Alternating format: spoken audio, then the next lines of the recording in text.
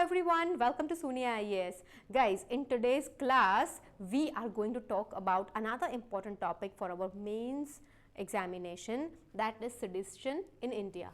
So this is a part of your mains article discussion series. Do keep on watching all the lectures to get yourself mains ready. So now let us start from the basics like we always do. We are going to talk about sedition in India. But what is sedition? We will understand what is sedition. We will understand the historical development, how it came into picture, when was the law formed.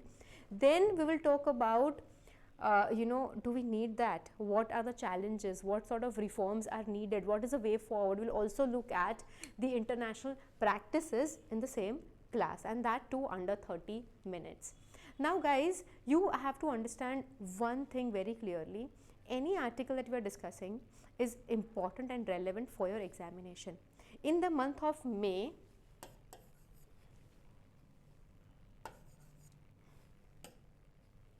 just a second, in the month of May 2023, the Supreme Court put a stay on the sedition applications and said that they need to review this sedition thing. Okay, that is why we are talking about it, and that is why it makes it very important for us for this year's examination. Now guys, we will understand what is this term sedition. This is not a word that we use in our daily vocabulary, and that is why we need to understand. So article 124A of Indian Penal Code, it defines sedition. Sedition is the offense of sedition can be charged on someone if that person by words written or spoken, by pictorial representation, by any other means of communication tries to incite, tries to make people go against the government. Right, so this person or X company or something is talking about certain things which can incite a public sentiment or can create groups of people who would not want the present government to continue but want the government to change. This entire thing that we spoke about is termed as sedition. Say for example, if here I talk and I just talk about certain ministers, certain policies of the government or XYZ things, then I might also be charged under sedition if I am unnecessarily criticizing it in a way that you guys would not like the government anymore. There would be a disaffection towards the ruling government. So sedition in India. So also we have to understand part 3 of our Indian Constitution gives us fundamental right, article number 19, freedom of speech and expression. So there is a huge contention between these two things, that if you have freedom of speech and expression and if you criticize the government, then maybe you will be charged with sedition under 124 IPC. Okay, now this sedition thing is very dangerous. Okay, it is a non-bailable offense. It is a cognizable. If you charge with sedition, then the police officer coming to your place to arrest you will not need a warrant as of now.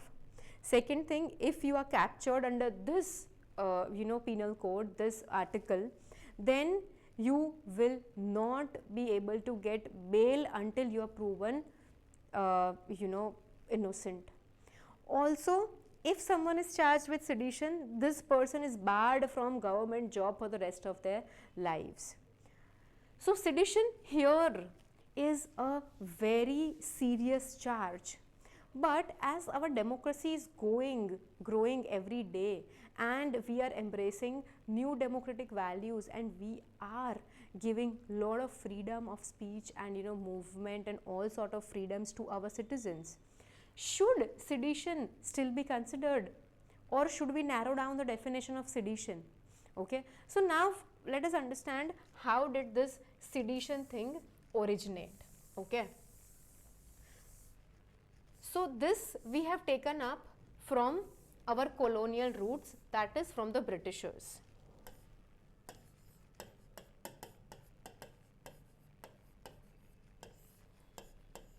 In 1837, Lord Macaulay felt that there is a need to introduce this thing in India. So initially this thing was enforced in the 17th century in Britain. It was considered that criticism of the government will be harmful for the monarchy. And when they were ruling in India in 1837, Lord Macaulay, had this thing enforced. Now, when the Penal Code was enacted in 1960, the people who drafted the Penal Code, they did not include sedition as an offence. So, in 1870, an amendment was made and Article 124A was added to the Indian Penal Code, and it contained the definition of sedition and what kind of punishment will be given for that was also written. So if we talk about these days and till independence, any freedom fighter who was trying to overthrow the British government was charged with sedition, and that was the reason that our freedom fighters were imprisoned every now and then. Okay. So this is basically sedition. So in simple words, if I have to tell you what is sedition, if you say anything or write anything about the government which is critical in a way that it is going to harm the image of the current government, then someone might be charged with sedition. Now, as we all know, the same there are issues with the interpretation of our constitution, issues in terms that there are various interpretations of different words. So similarly here, the definition of sedition is interpreted very widely, and that is our issue. Now when we are starting a topic, it is always very good to equip ourselves with some data. So if we talk about data, then 89% of the cases, that is cases filed against 105 individuals since 2014. So the number of cases being filed under the sedition section are increasing since 2014. All the data that we are going to put here are by NCRB. Okay. Then I'll just open this, I'll write it again.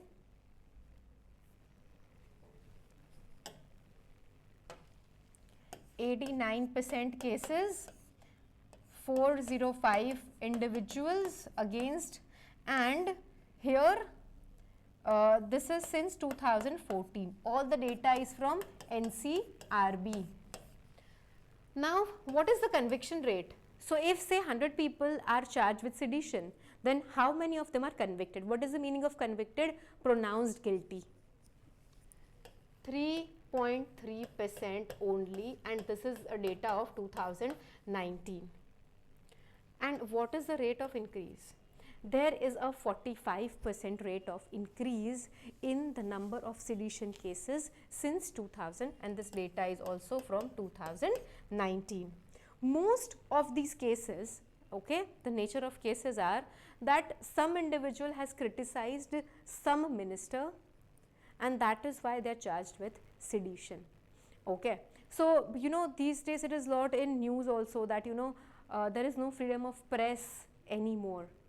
Any journalist who is writing against the government is charged with sedition and is put behind bars, right? So this is what, now you can relate to the whole thing, the story, why the Supreme Court has put a stay on the petitions related to sedition, why we are looking at the conviction. The conviction rate is very less, 3.3%.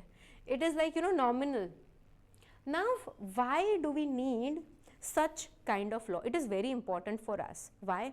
We are a very delicate mixture of lot of regions, religions, ethnicities, languages, and we've had a very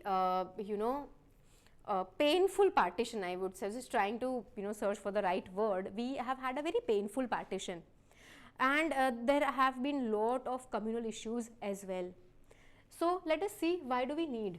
The first pointer we are going to talk about is for national security, right? We will need certain laws, stringent laws, which will keep behavior of certain elements in check, right? It also means that if the political instability is created in the country, then the national security will also be at risk. Stability, we discussed. Sensitive social fabric, we already discussed that we are a multicultural, multilinguistic, multi-ethnic thing. If one segment of the society is going out and inciting hatred towards the government, and it is resulting into violent riots, it is resulting into the overthrowing of the government, it will also cause communal distress. We have a very sensitive social fabric, and that is why we need certain stringent laws. Now when we talk about, till now we were talking about only the individuals. There are a lot of non-state actors, which are trying to incite some sort of instability or violence or communal discord. So those people, if such stringent laws are not there, they will get a chance to get active and harm the security of the country. It will also bring discord amongst the people. We are known for the unity in diversity, so there would be people working against it. Now this is a preventive measure. For what? It will work as a deterrence. Any person, before doing any activity against the government elected by law, government formed by law, right? Not a government which has just overthrown that, or the military form of government. We have never seen that. We are lucky for that. Pakistan has seen a lot of uprisings of the military, and the lawful government has been thrown. So to avoid all these things, to prevent these things from happening, we have a stringent sedition law. Also, we have left-wing extremism. In many parts of the country, we see this Maoist people claiming to be not part of the country, and they want to be on their own. So such laws will also keep such activities under check. It will help in curbing sensational movements. What sort of sensational movements? These days, the Khalistan issue is very much in talk, right? Because of a few killings, and the Canada ambassadors from Canada returning, and we returning their ambassadors, and all sort of things. So such issues like Assam wants to become a separate state, Khalistan carved out of Punjab wants to become a separate state. So if sedition law is not there, these people, these activists will try to advocate their philosophy more and create more dissent or dissatisfaction towards the current government, and it will be very harmful, very violent, and there will be a lot of losses because of this. It protects the public sentiment. Like we all see public sentiment. What is that? It's a collective feeling that everyone has. Like if there's a festival coming, the vibe, the sentiment in the public is different. If there's a riot happened, it is different. So if we don't have stringent laws like this, I have been saying too much stringent laws, but yes, it is about it. We need certain stringent laws so that the overall harmony and the sentiment of the public is maintained, because we live in a very fragile social fabric. We are a huge diversity of people.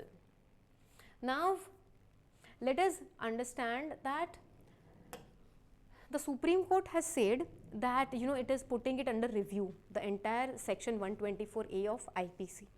Now why is Supreme Court putting it under this review? Because it has been misused widely. The conviction rate the nature of cases, the number of cases, the rise in cases, right?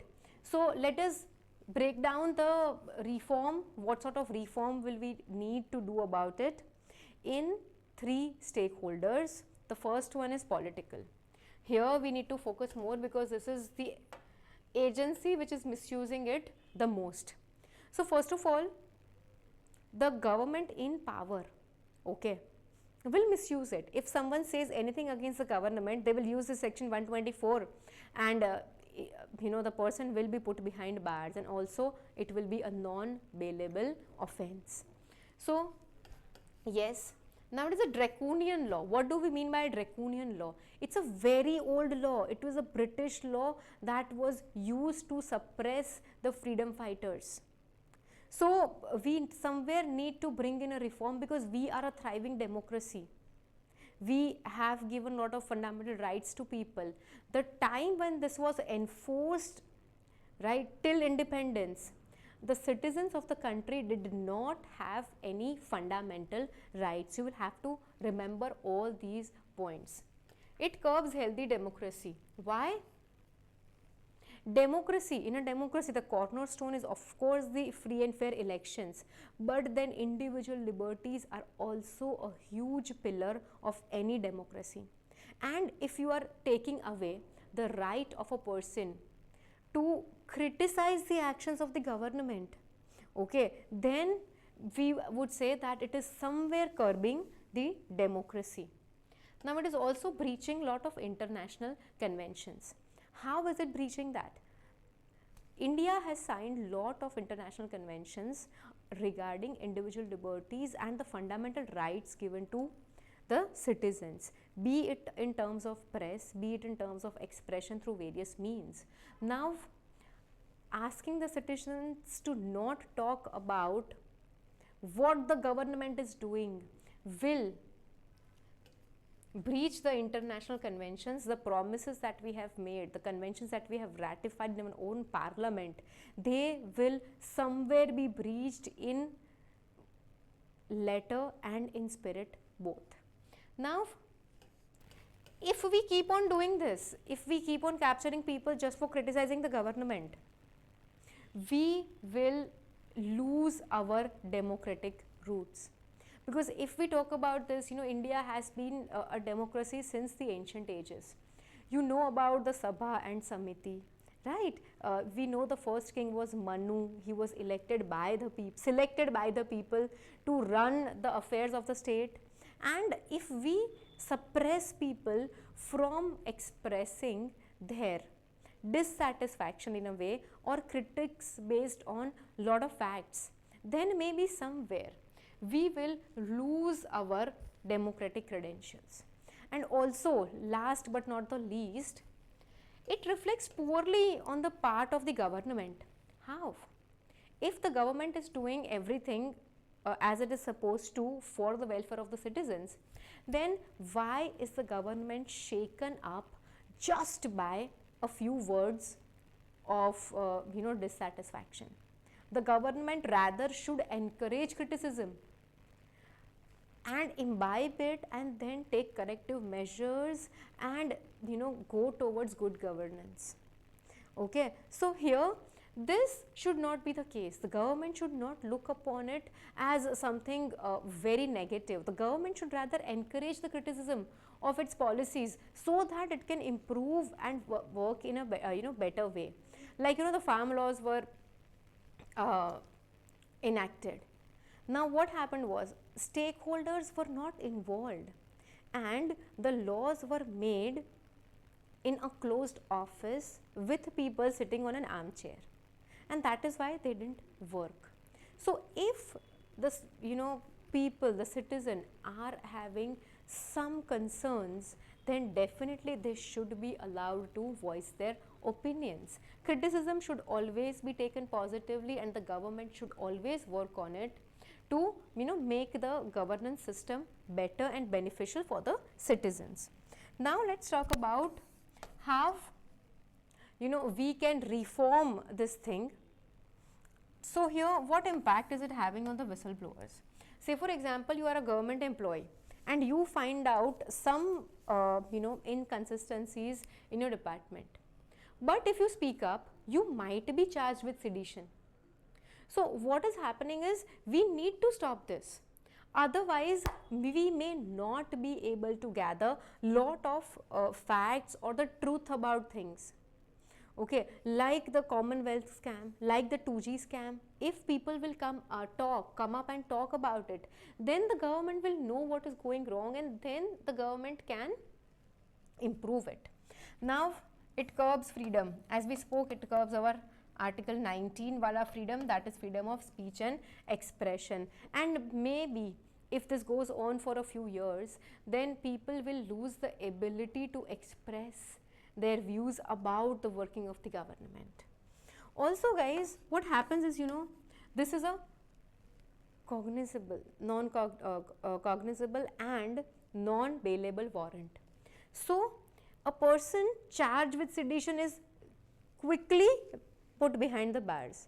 Now in our society, even today, if someone has been convicted of an offence but has been to a prison, people will look at him differently, will treat him differently, will treat his family differently. So we will have to change these things so that the societal stigma is also, the societal stigma is also gotten rid of. So we basically need to reform because of these reasons. Now how about the judicial ones? Why do we need to reform this? Because there is a very low conviction rate, only 3.3%. Remember, we just did it in the data section in the beginning of the lecture. Now here, multiple interpretations. This also we spoke about in the beginning of the lecture.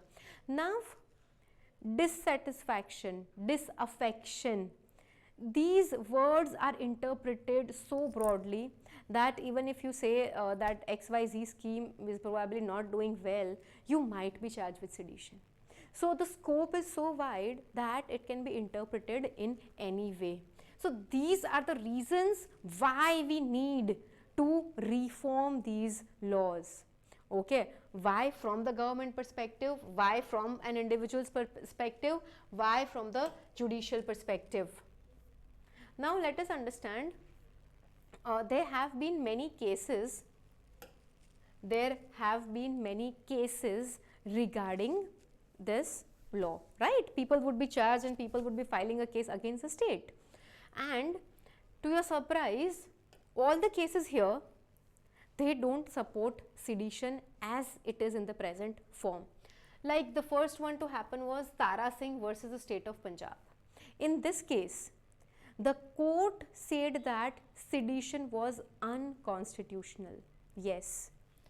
In Ram Nandan versus the state of UP, the court said that, just a second guys, that sedition curbs freedom of speech and expression, and hence it was criticized in this judgment. When we talk about Kedarnath versus the state of Bihar, the court said that, the Supreme Court, this case even went to the Supreme Court. The Supreme Court said that the term sedition and the definition given under Article 124A should be interpreted in a very narrow manner. Okay, so that there will be, if you interpret in a narrow manner, then what will happen is you will be able to differentiate between actual incitement and someone expressing their opinion. Here, Balwant Singh and others versus the state of Punjab, here the court said that if a person chants a slogan couple of times, then it is not considered sedition. And in Shreya Singhal case versus the Union of India, this is one of the landmark cases which gave us the freedom of speech, and it struck down the section number 66A of the IT Act. Okay. Now here, in this case, the court said that there should be clear distinction between advocacy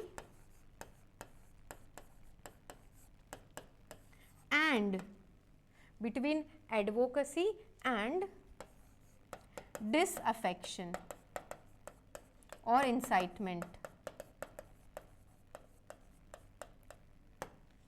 Okay, This is what is being said. So even the judiciary has come to the rescue of individuals who are being wrongly charged under the sedition thing. Now let us see what is the way forward, what should we do. Let us just bring up all the pointers so that I can write peacefully. Okay, so the first way forward, the last point that we spoke. Now guys, understand one thing. If you understand what are the challenges of a particular topic, then you derive the way forward out of it directly. There's no need to brainstorm and get more points. So what did we speak about? The Shreya Singhal case lastly. So here, distinction in crimes. Sedition and the crimes, that are, sedition and other crimes should be separate.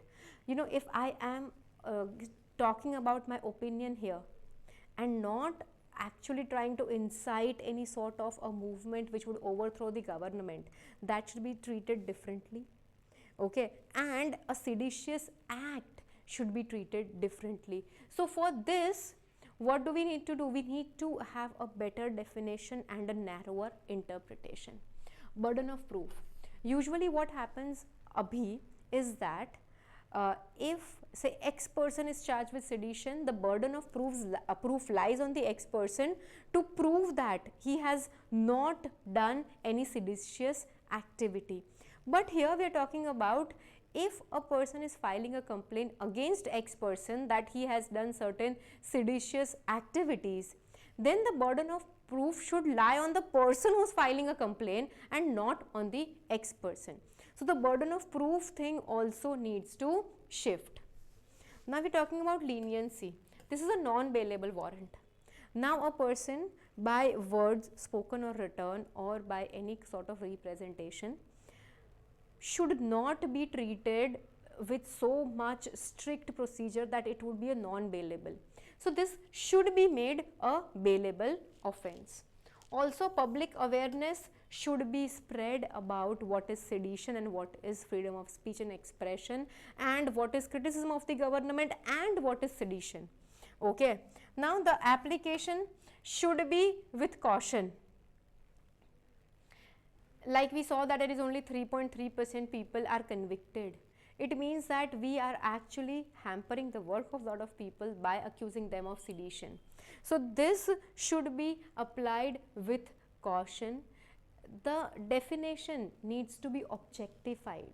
The term sedition should be explained in a better way, and not anyone who raises their voice against the government should be charged for sedition. Here, penal actions for frivolous complaints. Again, the 3.3% conviction rate. So it means that 96.3% complaints were fake. So here we are saying that we should put penal provisions on the person who are making fake complaints. So this will actually, stop people from making, small, little or, false complaints and harassing people. It should be made non-cognizable. It means, what is cognizable or non-cognizable? When we have seen a lot of movies, right? So when we see a movie, then in a movie the police officer comes and he would always say, I have a warrant to arrest you. So a cognizable offense is one wherein the police officer will need a warrant to arrest you. Non-cognizable is what? Wherein it is not required. The person can come and arrest you anytime. There should be a multi-stakeholder committee which should be held by the government, so that, why do we need this? So that different stakeholders would sit and deliberate upon the topic and the law can be refined. Now here, bailable exception. Any offence which is based on freedom of speech should be made a bailable offence. Guys, now as you know I don't know when you will be watching this lecture, but as of now when I am discussing, the bill to review the IPC and CRPC are in the parliament, and there will be a change in this. So that makes sedition a very important topic for us, because we don't know what changes will be made and what will be the new acts come up which will be passed. Okay. So here this topic is very important. Lot of time UPSC has asked it in different forms and it will keep on asking because this is a very important thing.